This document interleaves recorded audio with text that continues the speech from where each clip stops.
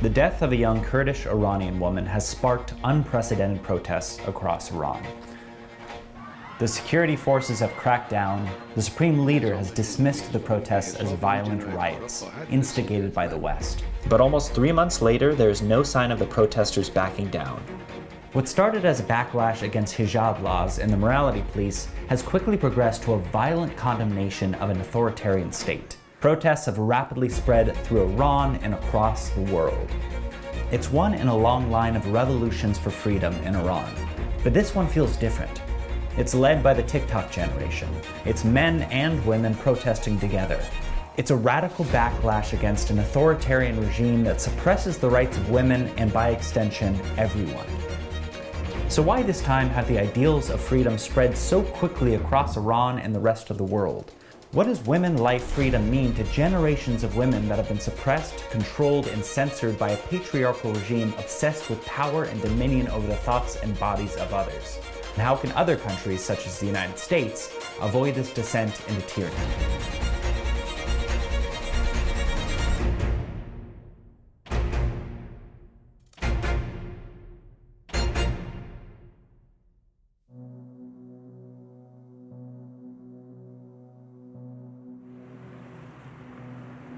In early September of this year, Mahsa Amini, a 22-year-old Kurdish Iranian woman, and her younger brother traveled from Saqqez, a Kurdish city in western Iran, to visit Tehran for the first time.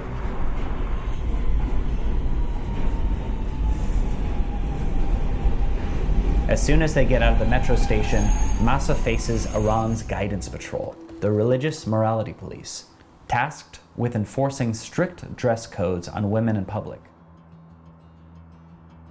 They claimed that her hijab was loose or she was violating the dress code. She arrested her, and apparently she was resisting to get into the van because she was saying, "I'm with my brother, we are just tourists, please let us go." But they forced her into the van, and allegedly she was beaten to death by morality police. Mahsa is detained and taken to a police station in Tehran. An hour later, she is seen complaining to a female police officer about something. This is the moment she collapses. By the time she's transferred to a hospital 2 hours later, Mahsa is brain dead. 2 days later, she dies in intensive care. Her death sparked a huge rage among Iranians inside and outside of Iran. Why on earth a sweet life of a young person should be taken away just because some of her hair is shown? The police chief says she fell into a coma because of a sudden heart failure.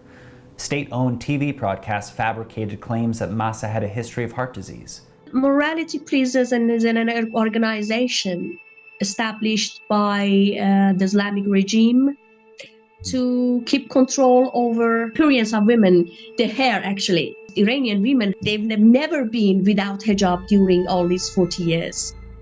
But they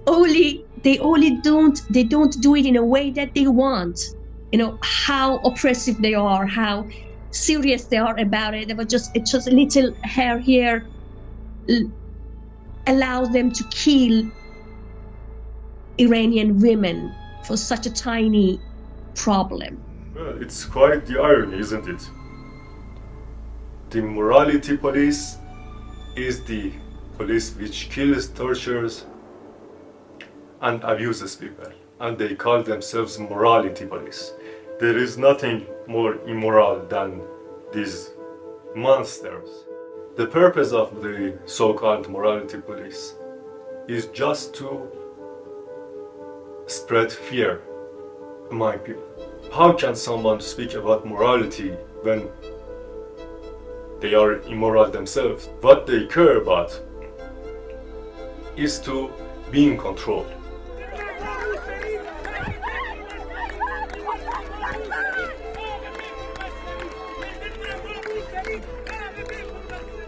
I describe people of Iran as a dormant volcano. Her death triggered a fire, somehow like that, and made this volcano active.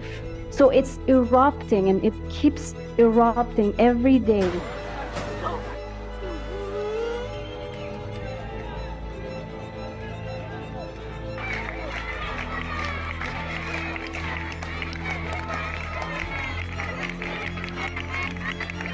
Under the slogan Women, Life, Freedom, hundreds of thousands of women across more than 80 cities are burning their hijabs and cutting their hair in defiance of their government's brutal and long-standing oppression of its women. It's one of the only revolutionary moments in history led almost entirely by women. It was the final blow, I think, crushing blow to what that had already happened.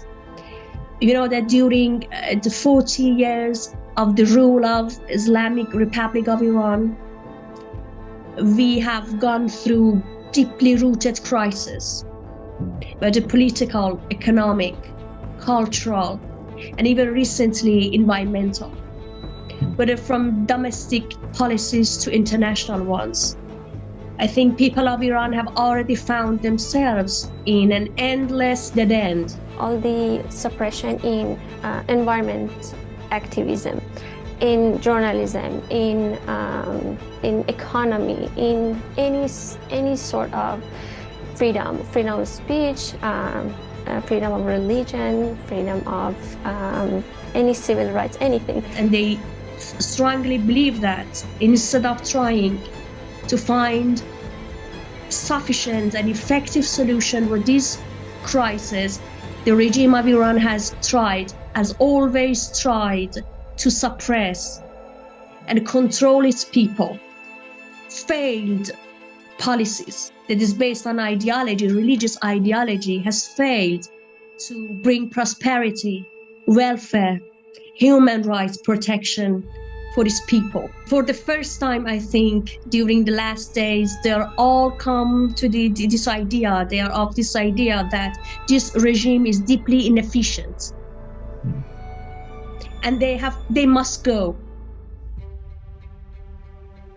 She represents women who have been oppressed for 43 years by this barbaric totalitarian regime.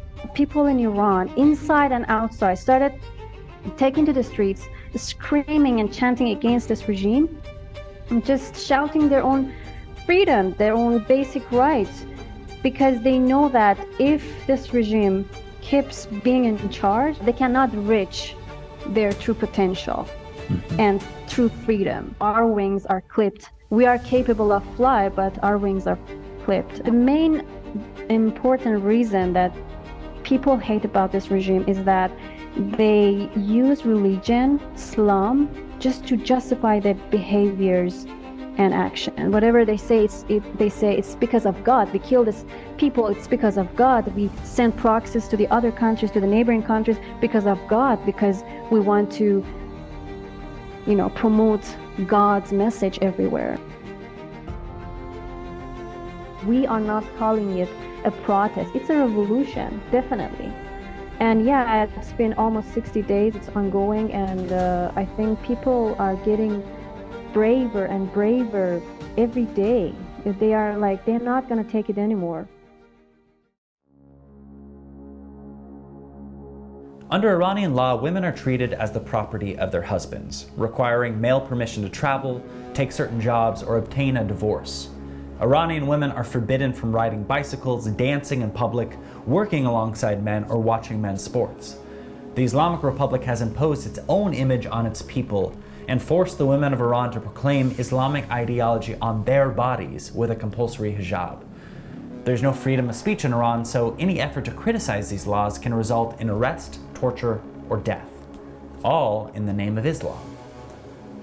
As an artist, I cannot express myself. I don't have any control over anything. If you are an artist in all different fields, you cannot talk anything that is talk, show, express, perform anything that is outside of the government standards. For instance, if you are a theater actor, actress, you cannot dance. Women are not allowed to dance. So in any field, if you're doing something outside of their permission or policies, you would be punished. You would be in jail. Your license will be taken. No rights. What rights do Iranian women have? When you get killed for your opinion, where you get shot at for protesting. You can't even speak about rights. There are no rights. If you support the government, they let you live. If you dare to speak or criticize or live a different lifestyle than what they deem to be fit, then they treat you as an expendable. They kill you. You can't talk about rights when you don't even have the right to live. In 2013, the country's supreme leader Ayatollah Ali Khamenei described gender equality as unacceptable to the Islamic Republic of Iran, and in 2017 dismissed Western efforts to protect women's rights as a Zionist plot. The current regime, its violence, its oppressive nature, its controlling nature is based on its inefficiency to provide us with a normal, prosperous life, to protect the basic national interest of Iranians and country. This is based on a killing machine, and this violence, this controlling, has made us disappointed, furious, and very, very thirsty for freedom. Yes, we are thirsty for freedom. This oppressive machine, actually, I call it killing machine of the regime, is now the most hated part of it. Imagine you're living in a country and your own government is your biggest enemy. Your own government has killed more of your people than any other enemy in the world which you may or may not have. Imagine living in a country in which the regime works tirelessly day and night to support terrorism around the world. Imagine living in a country in which the regime uses the resources of the country not for the progress of the country or the people of the country, but to support militia groups in the region, to pay off terrorists around the world who commit unbelievable crimes. Imagine living in a country in which the regime kills the people for what they choose to wear, for what they dare to say, for their religion, for their sexual preferences. What more reasons do you need to hate this regime? The Iranian government's response to this new wave of protests has been predictably brutal. Publicly, government officials have done everything they can to conceal what's really going on. The country's supreme leader, Ayatollah Ali Khamenei, is blaming the West. کار آمریکا، کار رژیم غاصب و جعلی صهیونیستی و دنبال روای اونهاست. انگیزه اونها این است که احساس بکنن کشور در حال پیشرفت به سمت قدرت همه جانبه است. The commander of Iran's Revolutionary Guard has described the protests as wickedness and has threatened revenge against those who continue to demonstrate in the streets. Meanwhile, the government is banning social media platforms and cutting off internet access to parts of the country to prevent news of the protests from spreading. No Western journalists have been allowed to enter the country since the protests started. Opposition to compulsory hijab is nothing new. Many women have been fighting it since the early days of the Islamic Revolution in 1979. The compulsory hijab is the symbol of the Islamic regime in Iran, and that's one of the reasons why the protesters aim at the compulsory hijab and protest against it directly, because criticizing mandatory hijab equals criticizing regime. If this regime ceases to exist, compulsory hijab ceases to exist. Many of these protests were short-lived, and the strict Sharia laws for women prevailed. Unlike other protests that happened in the past, this one doesn't have any leader. No one is leading this protest. What I think is unique about this revolution is that for the first time, I saw this level of unity among all the people inside and outside. And for the first time again, people are encouraging each other not to be distracted with trivial matters, but just to be focused on the goal, which is downfalling this regime. And you know that women life freedom now is the main motto and slogan now in Iran, because yes, this protest is led by women and supporting by men. The reason that young generation is more involved in this revolution is because I think they are tech savvy and they are very informative. I think they are the most conscious, awakened generation. They really know what they want. They don't have any patience to any bullshit. They really know what they want and they are fighting for it. And I think that's why this level of bravery I haven't seen in any other previous uprising in Iran. This is phenomenal. This is the next level. And I told you before, they are my heroes. And their bravery is contagious. That's why on the street it's not just Generation Z. Their bravery somehow made the other people take to the street as well. Now you can see grandfathers, grandmothers, parents, school teachers, doctors, students, university students, everyone. Some of those organizing or publicly supporting the protests have been charged with inciting riots and arrested. بعضی از اینها جوانان و نوجوانانی هستند که هیجان ناشی از ملاحظه فرض کنید که فلان برنامه اینترنتی اینا رو به خیابون میکشونه. باید تنبیهی میشه اینا رو. Some are being killed outright. The parliament in Iran voted to punish protesters with the death penalty after more than 14,000 people were arrested in protests against the government. Just hours after a young TikToker released a video expressing support for the protests, she was found with a bullet in her head.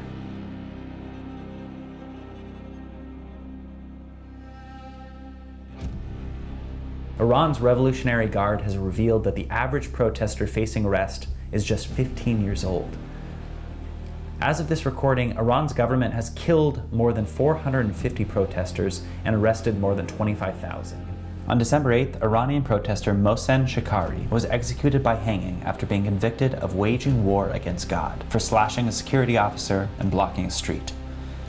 Rights groups say it was a sham trial and that Shekari was tortured and forced to confess. This was the first execution carried out by the Islamic Republic during these protests. And yet, the protests continue.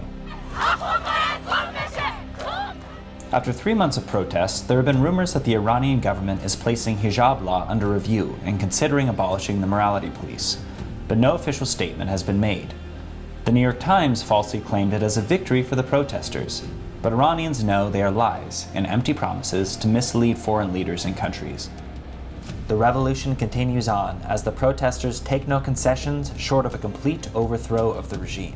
Because there is no way back. There is no any turning point. We don't have any hope for this regime to be changed because they have proved that they are not reformable.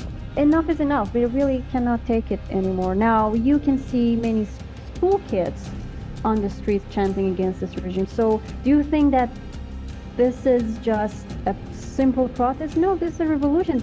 Everyone wants this regime to be gone. When you are dealing with a government which ideology has blinded it, extremism has made them like violent creatures, you are not safe under such regime. If you are a man, a woman, a cat, a dog, a bird, whatever. If you do something they don't like, they kill you. Religious ideology that has penetrated every aspect of our lives. We want to get rid of it. We want to have more democratic governments in which human rights, fundamental rights of people are respected, in which we have more prosperous economy. We have friendlier relationship with the whole world. We don't want to see our economic resources being wasted for organization of military groups out of the borders, for terrorist groups. No, we don't want this. We are tired of it. I told you, we want to live in normal situation, respecting the highest values of international community. This is mainly based on human rights. We are looking for this. We are looking for more secular regime, new system that is not based on ideology, but is based on values of democracy, constitutionalism, human rights, and constitutional identity. That is we are looking for. Whether the protesters will succeed in bringing about change, or whether they will be silenced by violence and intimidation remains to be seen. But we in the West owe it to them to at least recognize the injustice they face, and the bravery it takes to stand up to it. You can't claim to care about women's rights or human rights in general, while turning a blind eye to the Iranians daring to risk death at the hands of their own government for a chance at living free. All governments have the tendency to drift toward control of its people, speech, actions, and bodies. Like any other totalitarian regime during the history, they have some common characteristics. They're all systematically and consistently and seriously violate human rights of their opponents, especially political and religious opponents. And you can see the manifestations of illegal arrests, systematic torturing, murdering them. The history is not showing us anything new, I think. Yes, the nature is the same. The ways may change, but the nature is the nature of a highly oppressive regime. Politicians are thirsty of power, and power is addictive, so they might turn them into dictators. So I think for people, especially for ones who are living in free and democratic countries, they need to make sure that they will use their freedom to speak up, to stand on their ground, and they're calibrating the level of their freedom, because it's so easy to lose it. If we learn anything from Iran's revolution, it should be not to take our freedoms for granted. While they march in the streets, risking their lives, standing up to a brutal dictatorial regime, we sit by willfully ignorant of the civil rights violations happening here at home. When we speak our minds, we might lose our Twitter accounts, but we don't have to fear for our safety, at least not yet. It's worth remembering that if we're not careful, the rights that we take for granted could be lost.